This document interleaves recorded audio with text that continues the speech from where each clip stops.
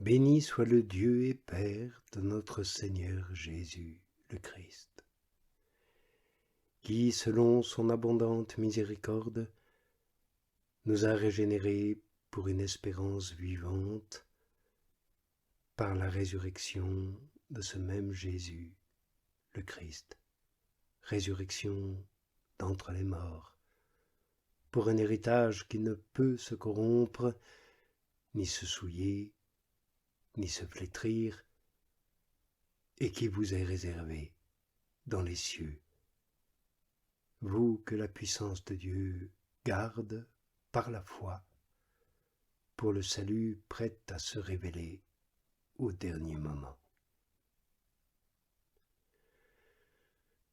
Et de cela vous exultez, même s'il vous faut, pour un peu de temps encore, être attristé par diverses épreuves, afin que le caractère éprouvé de votre foi, plus précieuse que l'or périssable et qu'on éprouve cependant par le feu, vous assure louange et gloire et honneur lors de la révélation de Jésus le Christ, lui que vous aimez sans l'avoir vu, et en qui, sans le voir encore, vous croyez, exultant d'une joie ineffable et déjà glorifiée, obtenant la fin de la foi, qu'est le salut de vos âmes. C'est pourquoi ceinturez les reins de votre intelligence. Soyez sobre. Tournez toute votre espérance vers la grâce que doit vous apporter la révélation de Jésus, le Christ. En enfants obéissants, ne vous conformez pas à vos convoitises de jadis, lors de votre ignorance. Mais de même que celui qui vous a appelé est saint, montrez-vous saint, vous aussi, dans toute votre conduite. Parce qu'il est écrit, vous serez saints, car moi je suis saint. Et si vous invoquez comme Père celui qui juge impartialement selon l'œuvre de chacun, conduisez-vous avec crainte pendant le temps de votre exil.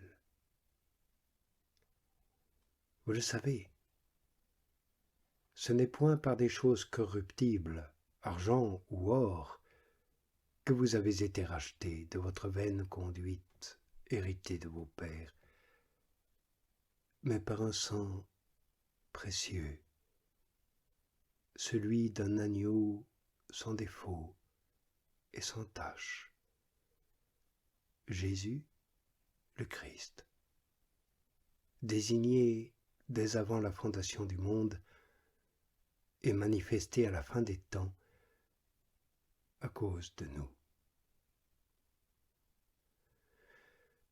C'est par lui que nous avons foi en Dieu,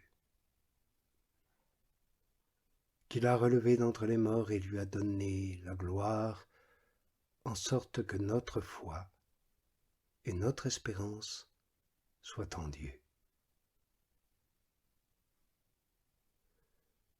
En obéissant à la vérité, nous avons purifié nos âmes pour nous aimer sans feinte comme des frères.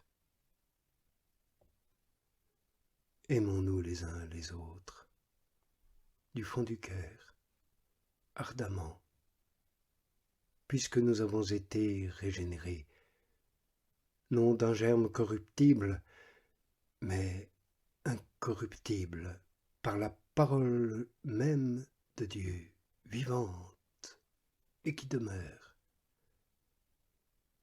Car toute chair est comme de l'herbe, et tout son éclat comme fleur d'herbe, l'herbe sèche et la fleur tombe. Mais la parole du Seigneur demeure à jamais.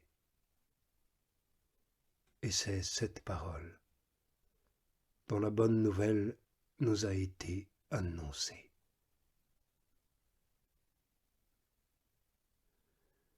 Rejetant donc toute méchanceté et toute ruse, ainsi qu'hypocrisie et envie et calomnie, comme des enfants nouveau-nés, désirons ardemment le pur lait spirituel, afin qu'il nous fasse grandir pour le salut, si nous avons goûté que le Seigneur est bon.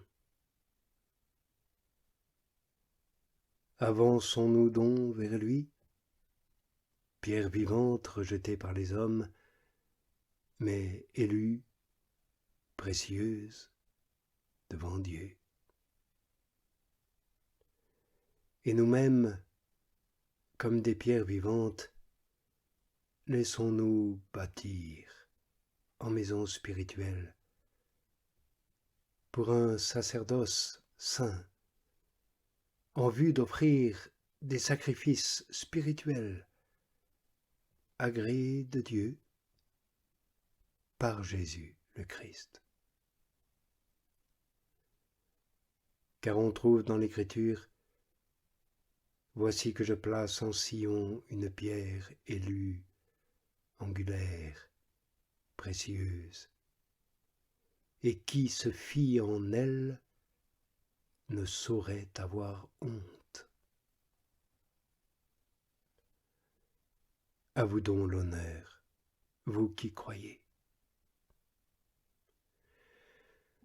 Mais pour ceux qui refusent de croire, la pierre qu'avaient rejetée les bâtisseurs, c'est elle qui est devenue tête d'angle et pierre d'achoppement et roc où l'on trébuche. Et cela achoppe parce qu'ils refusent de croire à la parole. Et c'est à quoi ils ont été destinés.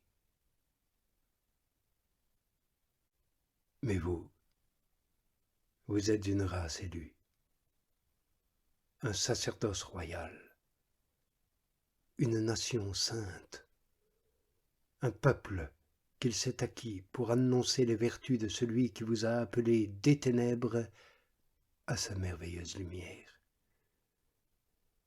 Vous qui jadis n'étiez pas un peuple et qui maintenant êtes le peuple de Dieu.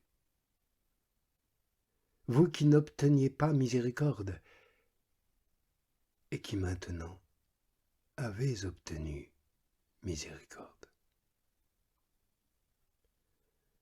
Car c'est à quoi vous avez été appelés, puisque le Christ a souffert pour vous, vous laissant un exemple, afin que vous suiviez ses traces.